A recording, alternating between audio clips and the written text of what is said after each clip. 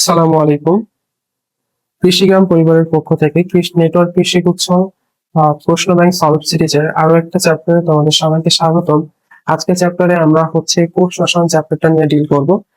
কোষ রসায়ন চ্যাপ্টারটা থেকে আসা বিগত বছরে যত প্রশ্ন আছে আমরা ইনশাল্লাহ দেখব এবং সলভ করার চেষ্টা করব।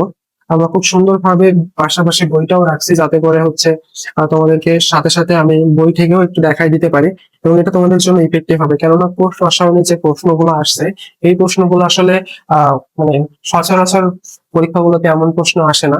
এগুলো একটু খুবই ভিন্ন টাইপস এর বা ভিন্ন ধরনের প্রশ্ন, যেগুলো দেখবা যে বইয়ে হয়তো সরাসরি লাইনে তুমি পাচ্ছ না।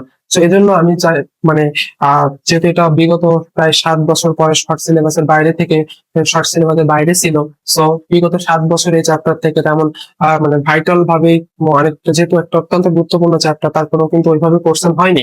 সো কোশ্চেনের প্যাটার্নটা সামনে আরো চেঞ্জ হতে পারে। সো মেনলি সেভ যে জিনিসটা সেটা হচ্ছে বই থেকে দেখায় দাও এবং সেটাই এই চ্যাপ্টারে আমি করবো ইনশাল্লাহ। তো তার আগে আমি কে আমি মোহাম্মদ আবেদ সর্দার, পড়াশোনা করছি সিলেট কৃষি বিশ্ববিদ্যালয়ের কৃষি অনুষদের 2য় বর্ষে। তো চলো পরিচয় পর্ব শেষ, এখন আমরা ক্লাসে ঢুকে যাই। কোষ রসায়ন। দেখো, যদিও এটা শর্ট সিলেবাসের বাইরে ছিল, তারপরেও দেখো যে বিগত বছরে এখান থেকে প্রশ্ন আসছে। ঠিক আছে, দেখো 24-25 সেশনে কোশ্চেন আসছে। নিম্নের কোন বিজারক শর্করা উদাহরণ নয়? এখানে বলছে যে বিজারকের ইয়াটা হচ্ছে রিডিউসিং সুগার আর হচ্ছে নন রিডিউসিং সুগার।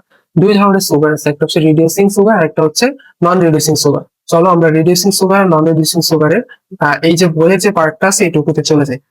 এখন তোমরা মনে রাখবা যে গ্লুকোজ ফ্রুক্টোজ এগুলো হচ্ছে সব রিডিউসিং সুগার। ঠিক আছে, তাহলে গ্লুকোজ ফ্রুক্টোজ হচ্ছে রিডিউসিং সুগার। এবং ম্যালটোজ যেটা আছে, আচ্ছা আমি এখান থেকে একটু লিখে দিই তাহলে তোমাদের জন্য বেশি সুবিধা। যে ম্যালটোজ হচ্ছে আংশিক রিডিউসিং সুগার, আংশিক রিডিউসিং সুগার,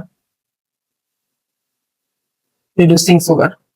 আচ্ছা, আর গ্লুকোজ এবং ফ্রুক্টোজ হচ্ছে তোমার গ্লুকোজ ফ্রুক্টোজ ম্যানোজ এগুলা হচ্ছে বিজারক শর্করা বা রিডিউসিং সুগার বলতে পারো।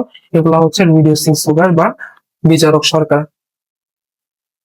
ঠিক আছে, তাহলে কোনটা বিজারক শর্করা নয়? সুক্রোজ হচ্ছে রিডিউসিং সুগার না, অর্থাৎ বিজারক শর্করা না।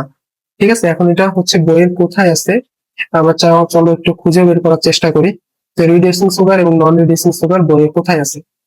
আচ্ছা, রিডিউসিং সুগার এবং নন রিডিউসিং সুগার বইয়ে যেখানে থাকুক আমাদের সমস্যা নাই। আমরা এখান থেকে দেখে নিচ্ছি, যেহেতু আমাদের এখানে ব্যাখ্যা দেওয়া আছে যে রিডিউসিং সুগার কি এবং নন রিডিউসিং সুগার, ঠিক এই কথাগুলোই বলে দেওয়া আছে, এর বাইরে একটা কথাও দেওয়া নাই।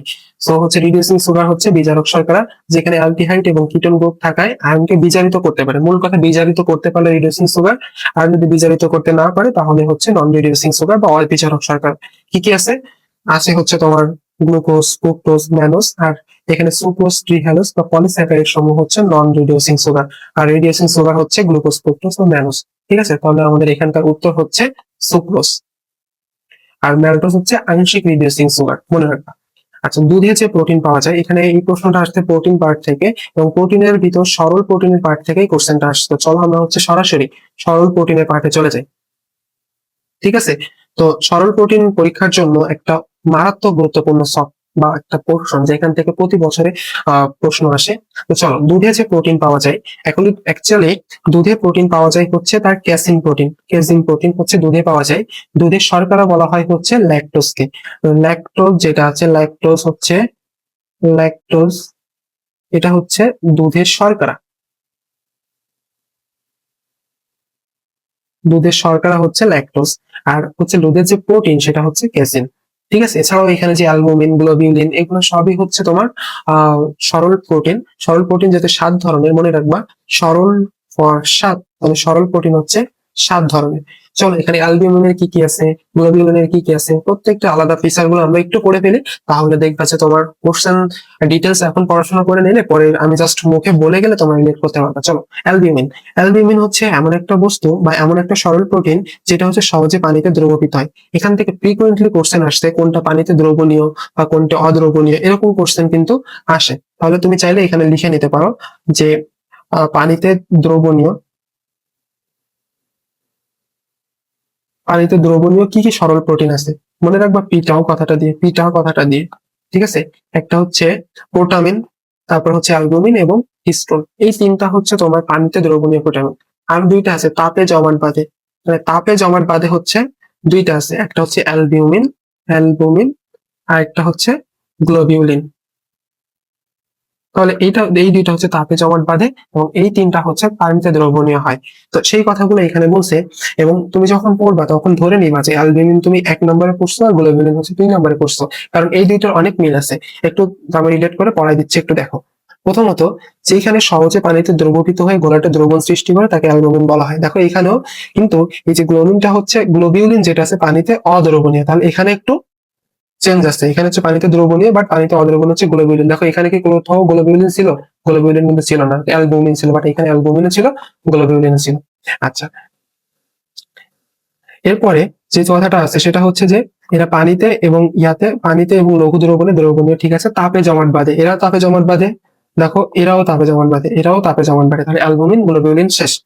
এখন কোথায় কি দেখা যায় তুমি একটু চিন্তা করো। এই যে জব বা বার্লির অর্থাৎ অঙ্কুরিত বীজে অ্যামাইলেজ থাকে, এই কথাটা মনে রাখবা, অঙ্কুরিত বীজে অ্যামাইলেজ থাকে। লাগাই দিলাম। ডিমের, এখন তুমি চিন্তা করো যে ডিমে যে দুইটা পার্ট, একটা সাদা পার্ট একটা হচ্ছে কুসুমের পার্ট, তো কোন পার্টটা আগে দেখা যায়? মানে বাইরের দৃষ্টিভঙ্গি থেকে কোনটা দেখতে পাচ্ছ তুমি? সামনের পার্ট বা সাদা পার্টটা দেখতে পাচ্ছ? তাহলে সাদা পার্ট যেটা আগে দেখতে পাচ্ছি, তাহলে এটা হচ্ছে অ্যালবিউমিন, অর্থাৎ সাদা অংশ অভালবুমিন হচ্ছে অ্যালবিউমিনের ভিতর থাকে। আর হচ্ছে যেটা মানে ভিতরের অংশটা কুসুমে অর্থাৎ অভালবুমিন অর্থাৎ কুসুমে থাকে হচ্ছে গ্লোবিউলিন। ঠিক আছে। রক্ত চ্যাপ্টারে আমরা সিরাম নিয়ে পড়াশোনা করবো। এটা গেল। দুধে কি থাকে? ল্যাক্টোবুমিন। ওই যে ল্যাক্টো কথা থাকলেই দুধ। এরপরে মনে রাখবা গুলি শুলি। কি মনে রাখবা? গুলি, ভেবে পড়বা, গুলি শুলি। গমে হচ্ছে লিউকোসিন, আর হচ্ছে তোমার সিমে হচ্ছে লিউসিন। দেখো এই যে তোমার গমে হচ্ছে লিউকোসিন আর সিমে হচ্ছে লিগুমেলিন। ঠিক আছে, লিউকোসিন আর একটা হচ্ছে লিগুমেলিন। বাট এখানে একটা জায়গায় একটু কনফিউশন হয়ে যায়। একটা হচ্ছে যে দেখো এখানেও মটর লেগুলিন আছে, আরেকটা হচ্ছে তোমার লিগুমেলিন আছে। একটা লিগুমেলিন আর একটা হচ্ছে তোমার লিগোলিন। তো এটা একটু মানে সতর্কতা ভাবেই পড়বা। দেখো তাও আমি তোমাকে ট্রিক্স দেই। সিম লিখতে গেলে লাগে ম, লিগুমেলিন লিখতে গেলেও লাগে ম। মটর লিখতে গেলে কি হচ্ছে তোমার আছে? মটর লিখতে গেলে ম লাগে, ঠিক আছে, বাট এর ভিতর কোনো ম নাই। ঠিক আছে, তাহলে সিমে হচ্ছে লিগুমেলিন। আচ্ছা, তাও সমস্যা নাই, তোমরা এটা একটু স্পেশালি মনে রাখবা। আচ্ছা, মাসেল ফর হচ্ছে মায়ো মানে মাসেল, বুঝছো? মায়ো মানে হচ্ছে মাসেল, তাহলে মাংস পেশিতে থাকবে মায়ো অ্যালবিউমিন। আর এটা তাহলে সরল প্রোটিনের অ্যালবুমিনের সবকিছুই করে ফেললাম। এরপর হচ্ছে গ্লোবিউলিনের ডিমের কুসুম, ঠিক আছে, রক্তরস গেল।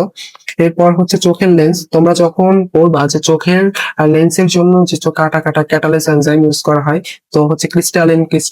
আচ্ছা, মাংসপেশি আবার সেম জিনিসই আসছে, মাংসপেশি মানে মায়োসিন। বাট এখানে আমার যে জিনিসটা বেশি গুরুত্বপূর্ণ, আমি সেটা একটু হলো দেখাতে চাচ্ছি যে চীনা বাদামে থাকে হচ্ছে এরাসিন এবং আলুতে থাকে টিউবেরিন নামক উদ্ভিজ্জ প্রোটিন।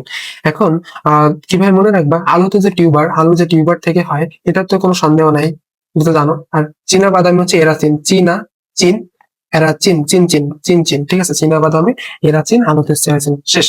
এরপরে মনে রাখবা গোটা গোটা শস্য। তাহলে গ্লুটেনিন হচ্ছে কই পাওয়া যায়? শস্য দানায় পাওয়া যায়, শস্য দানায় গ্লুটেনিন পাওয়া যায়।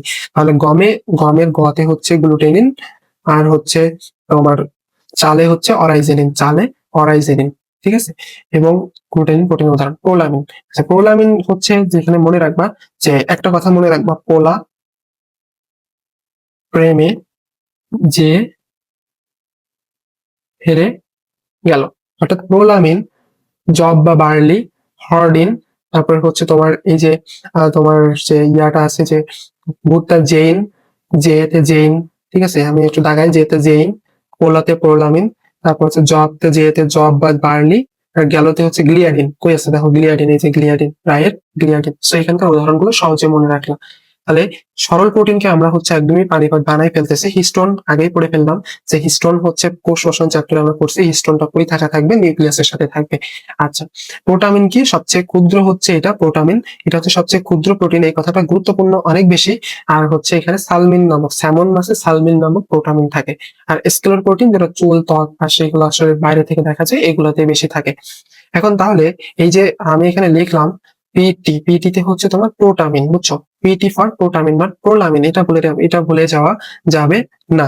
ঠিক আছে, তবে এইখানকার এই কথাটা মনে রাখতে পারো, পানি বা অ্যাবসলিউটলি অদ্রবণীয়, কিন্তু ইথানলে সে আবার দ্রবণীয় প্রোলামিন। বাট প্রোটামিনের বেলায় কি হচ্ছে দেখো, প্রোটামিনের বেলায় হচ্ছে এরা সবকিছুতে দ্রবণীয়। তার মানে এটা হচ্ছে পানিতে, তাহলে পিটি দ্বারা বোঝাচ্ছি হচ্ছে প্রোটামিন, এতে অ্যালবিউমিন, এইচতে হচ্ছে হিস্টোন। তাপে জমাট বাঁধে হচ্ছে দুইটা জিনিস, একটা হচ্ছে তোমার অ্যালবিউমিন, একটা হচ্ছে গ্লোবিউলিন। তো এই হচ্ছে তোমার সরল প্রোটিনের একদম পানি করে দিলাম। এরপর হচ্ছে নিচের কোনটা, পলিস্যাকারাইড। ভাইয়া মনে রাখবা যে আমাদের চার্টে চলে যাই, আমরা চার্টে চলে গেলে আমাদের এটা আরো ভালো বুঝতে পারবো যে চার্টটা কোথায়। এই যে চার্ট। এখন এই যে কার্বোহাইড্রেট বিভিন্ন কিছুর উপর বেস করে বিভিন্ন রকম মানে প্রকারভেদ আছে। একটা স্বাদের ভিত্তিতে আছে, একটা রাসায়নিক গঠনের ভিত্তিতে আছে, একটা বিজারণ ক্ষমতার ভিত্তিতে আছে। তো বিজারণ ক্ষমতার ভিত্তিতে আমরা অলরেডি পড়ে ফেলছি যে একটা রিডিউসিং সুগার, একটা নন রিডিউসিং সুগার। কি কি? Glucose, fructose, mannose. আর নন রিডিউসিং সুগার ছিল হচ্ছে সুক্রোজ, এগুলা, তাই না? ট্রিহ্যালোজ, সেলোবায়োস, এগুলো ছিল নন রিডিউসিং সুগার। আর আংশিক রিডিউসিং সুগার ছিল হচ্ছে ম্যালটেস। তো ঠিক আছে, এই পার্টটা আমাদের পুরোপুরি পড়া শেষ। এরপরে স্বাদের ভিত্তিতে আছে দুই প্রকার, সুগার আর একটা হচ্ছে নন সুগার। সুগার মানে যেগুলো মিষ্টি, নন সুগার মানে যেগুলো মিষ্টি না। ঠিক আছে, এটা গেল। এখন রাসায়নিক গঠনের ভিত্তিতে কি কি আছে? Monosaccharide, disaccharide, oligosaccharide, polysaccharide. মনোস্যাকারাইডে কার্বন সংখ্যা হচ্ছে 3 থেকে 7। ঠিক আছে, এবং এখানে হচ্ছে যে ডাইস্যাকারাইড গুলোর নাম ফ্রিকোয়েন্টলি পরীক্ষায় আসে। তো ডাইস্যাকারাইডের নাম মনে রাখবা মশলা কথাটা দিয়ে। মতে হচ্ছে ম্যালটোস, সাথে হচ্ছে সেলোবায়োস, আর লাতে হচ্ছে ল্যাকটোস। ঠিক আছে, এগুলো হচ্ছে ডাইস্যাকারাইড। ঠিক আছে, এখন এখানে ল্যাকটোস না, এখানে ল্যাকটোস লিখে নিবা। এখন অলিগোস্যাকারাইড হচ্ছে তোমার অনেক, মানে 3 থেকে 10টা কার্বন নিয়ে তৈরি হয়, মানে স্যাকারাইড অণু মিলে তৈরি হয় 3 থেকে 10টা স্যাকারাইড অণু। আর হচ্ছে তোমার এই যে পলিস্যাকারাইড গুলো যেটা তৈরি হয়, এগুলো হচ্ছে দুই ধরনের, একটা হচ্ছে গঠনিক আর একটা হচ্ছে সঞ্চিত। গঠন হচ্ছে তারা তারা হচ্ছে গঠনে সহায়তা করে, যেমন সেলুলোজ যে কোষ প্রাচীরের গঠনে ছিল। তারপরে হচ্ছে স্টার্চ, গ্লাইকোজেন। এর ভিতরে স্টার্চটা কি? স্টার্চটা হচ্ছে উদ্ভিদ দেহের সঞ্চিত খাদ্য, তাই না? আর গ্লাইকোজেনটা কিসের? প্রাণী দেহের সঞ্চিত খাদ্য। যে প্রাণী দেহের সঞ্চিত খাদ্য হচ্ছে স্টার্চ, সরি গ্লাইকোজেন, আর হচ্ছে উদ্ভিদ দেহের সঞ্চিত খাদ্য হচ্ছে স্টার্চ। কার্বন সংখ্যার ভিত্তিতে 3টা কার্বন হলে তাকে বলা হয় ট্রায়োস, টেট্রাস হলে 4টা, পেন্টোজ হলে 5টা, 6 হলে হেক্সোস, 7 হলে হেপ্টোস। তো এই হচ্ছে কথাবার্তা। যে বলছে যে নিচের কোনটা পলিস্যাকারাইড। তাহলে পলিস্যাকারাইড তুমি দেখো, পলিস্যাকারাইড হচ্ছে তোমার এই যে গ্লুকোজ, তারপর হচ্ছে তোমার গ্লুকোজ তো হচ্ছে কোনটার ভিতর যাচ্ছে? 6 কার্বন বিশিষ্ট, তাহলে হেক্সোজের ভিতর যাচ্ছে। সুক্রোজ হচ্ছে তোমার এরপর হচ্ছে রাইবোস, 5 কার্বন বিশিষ্ট, পেন্টোজের ভিতর যাচ্ছে। সেলুলোজ হচ্ছে তোমার পলিস্যাকারাইড, বুঝছো? সেলুলোজ, তারপরে হচ্ছে সেলুলোজ, স্টার্চ, গ্লাইকোজেন, এগুলো হচ্ছে সবই তারপর পেকটিন, এগুলো হচ্ছে সবই পলিস্যাকারাইড, বুঝছো? সুক্রোজ হচ্ছে তোমার ডাইস্যাকারাইড। ঠিক আছে, সুক্রোজ কি? সুক্রোজ হচ্ছে ডাইস্যাকারাইড। তাহলে সুক্রোজ হচ্ছে ডাইস্যাকারাইড। এই প্রত্যেকটা কথা আমি এখানে বলে ফেললাম। এরপরে হচ্ছে যে এনজাইম। এনজাইম কোন ধরনের জৈব রাসায়নিক মানে পদার্থ? আচ্ছা, এনজাইম হচ্ছে একটা প্রোটিন। চলো আমরা এনজাইমের বৈশিষ্ট্যের ভিতর যাই, এবং এই বৈশিষ্ট্যটাও গুরুত্বপূর্ণ। যে এনজাইম হচ্ছে একটা প্রোটিন বা কলয়েডাল জাতীয়।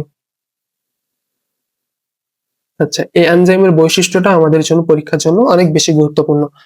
এনজাইম হচ্ছে প্রধানত প্রোটিন, এবং এরা হলো কলয়েড আকারে থাকে, এবং 6 থেকে 9 পিএইচ এর ভিতর সবচেয়ে বেশি থাকে। তাহলে এখানে আমরা গতদিন পড়ছিলাম যে ডিএনএ এর যে আণবিক ওজন, ডিএনএ এর যে আণবিক ওজন সেটা হচ্ছে 10⁶ থেকে 10⁹ পর্যন্ত। আবার আমরা 6 থেকে 9 দিনের মধ্যে ইমপ্লান্টেশন ঘটে।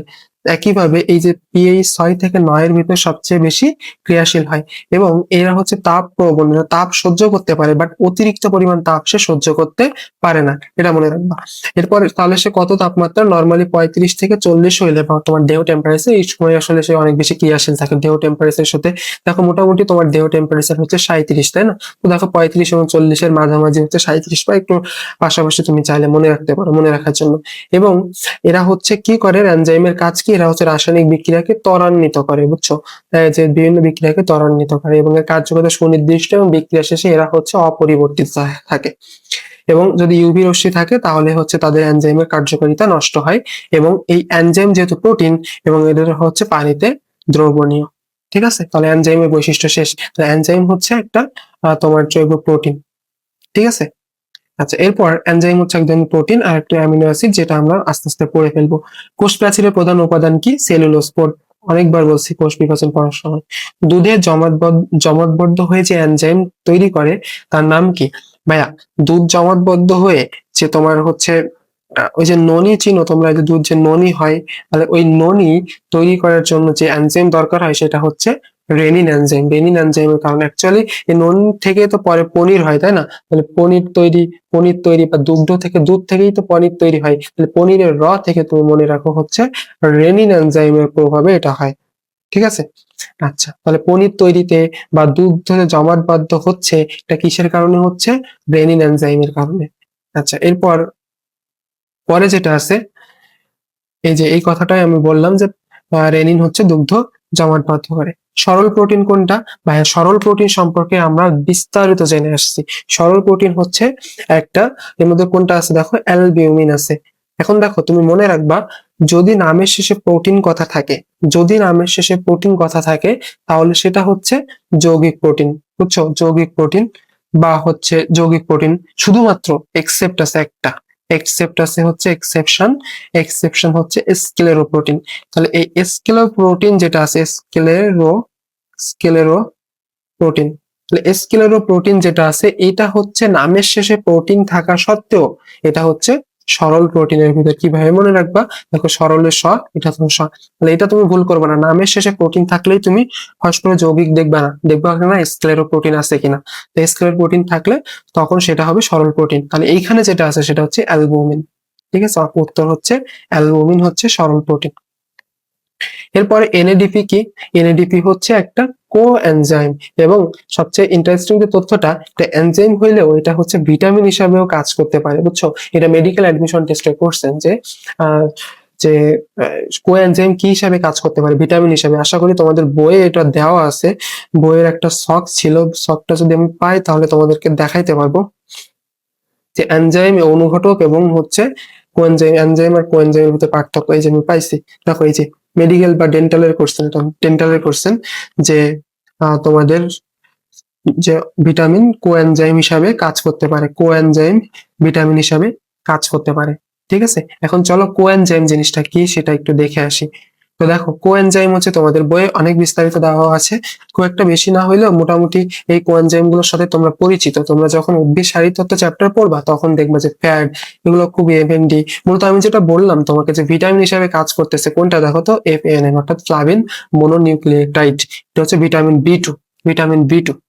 ঠিক আছে? ভিটামিন বি টু কি বলতো? ভিটামিন বি হচ্ছে থায়ামিন, আর বি টু হচ্ছে রিবোফ্লাভিন। ঠিক আছে? তো এটা হচ্ছে তোমার ভিটামিন হিসেবে কাজ করতে পারে। তো এই যে নামগুলো আছে, NADP plus NADP, coenzyme, ATP, অর্থাৎ উদ্ভিদ শারীরতত্ত্ব চ্যাপ্টারে যেটা দেখছো তুমি বা যেগুলো তুমি দেখে আসছো, সবগুলোই হচ্ছে তোমার কোএনজাইম। তাহলে আসো এখানে অপশনে দেখো যে কোনটা আছে, যে এনএডিপি। তাহলে এনএডিপি হচ্ছে একটা কোএনজাইম। শেষ। এরপরে হচ্ছে কনজুগেট প্রোটিনের অপ্রোটিন অংশকে কি বলা হয়? ভাইয়া, যদি এখানে আসো, যদি হচ্ছে তোমার, আমরা জানি সব প্রোটিনই হচ্ছে এনজাইম। এখন যে কথাটা, যে এনজাইম যদি শুধুমাত্র প্রোটিন দ্বারা গঠিত হয় তাকে বলা হয় সরল এনজাইম। ভালো করে বুঝো, শুধুমাত্র প্রোটিন আছে তাহলে সেটা হচ্ছে সরল এনজাইম। এখন এই প্রোটিন ছাড়া যদি অপ্রোটিন অংশও থাকে, প্রোটিনও আছে আবার অপ্রোটিন অংশও আছে, তবে দুইটা মিলে হচ্ছে কনজুগেট প্রোটিন, যেটা আমরা জানি। তাহলে এই যে তোমার যে একটা প্রোটিন অংশ আর অপ্রোটিন অংশ, দুইটাকে একসাথে বলতেছি আমি কনজুগেট প্রোটিন। এর মধ্যে যে প্রোটিন অংশ যেটা আছে, প্রোটিন অংশকে আমি বলতেছি হচ্ছে অ্যাপো এনজাইম, আর অপ্রোটিন অংশকে বলতেছি হচ্ছে প্রোস্থেটিক এনজাইম। বুঝছো? Apo enzyme. এবং এই প্রোস্থেটিক গ্রুপের ভিতর যদি ধাতু দ্বারা তৈরি হয় তাকে বলা হয় কোফ্যাক্টর, গ্রুপকে অ্যাক্টিভেটর বলা হতো। একটু প্যাচ লাগছে না? চলো হচ্ছে আমি প্যাচ খুলে দিই, মানে একটু ইজিলি বলে দিই। হ্যাঁ, মনে রাখো। কই লিখবো? এখানে লিখি, এখানে লিখি।